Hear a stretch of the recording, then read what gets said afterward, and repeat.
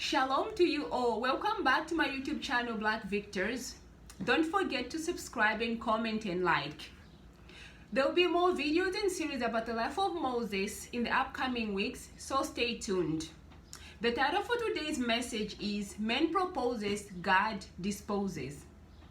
And the scripture is coming from Exodus chapter 1 verse 6 to 22. So Joseph and all of his descendants had already died, and a new government and a king was already appointed in Egypt. The population of the people of Israel continued to grow exceedingly numerous in Egypt. And King Pharaoh felt threatened because he believed that one day the Israelites may join forces with other nations to overtake Egypt. So as a result, he ended up enslaving them in Egypt. For so many years, they served him for free, under pressure and under torture. But he couldn't understand as to why their population continued to grow regardless of the oppression. So because of that, he ended up ordering the midwives to kill every Hebrew boy and save the girls. But the midwives refused to kill the boys because they feared the Lord. So Pharaoh demanded as to why they hadn't killed the Hebrew boys.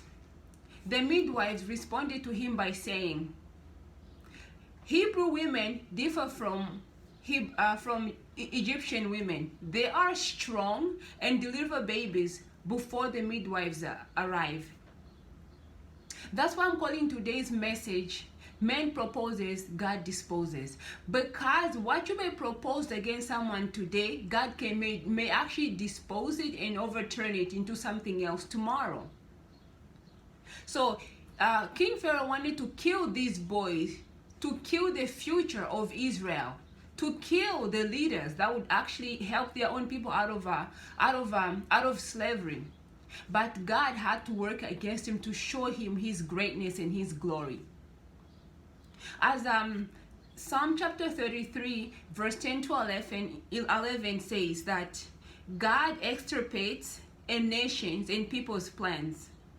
The plans of God stands firm forever, from generation to generation.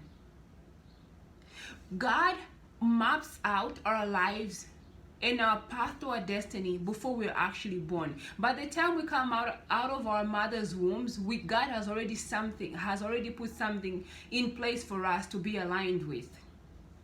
No matter what we might be going through in life, we just have to be aware that God is in control and He has the power of changing our situation. Just know that no one can take away what God has in place for you. Your situation right now is just temporary because there's a light somewhere out there. There's someone else that's probably going through worse than you are, and you're thinking your problem is worse than other people. As we can also see that because God had so much grace on the midwives, because they refused to slaughter those Hebrew boys, God blessed them with families of their own, as well as increasing the population of Israel, regardless of what King Pharaoh had already planned. God wanted to prove to him and to show him that He is the King of all kings, the Lord of all lords, the name above all names. He is present in every time. He is a God who changes situations within an instant. We have to be good in just helping one another, because we do not know where our next blessing and help is coming from. Hadn't those midwives saved those Hebrew boys' lives, God would not have blessed them with families of their own. Today's message reminds me about the history of the people of African descent.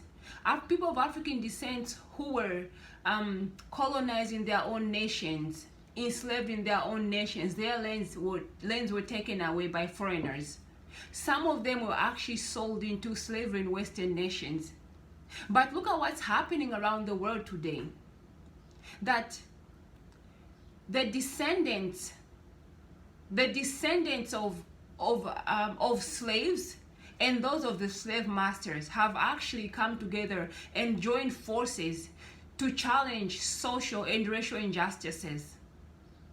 God is a God of victory. He has given us victory. We are more than conquerors on earth. We are more than victorious.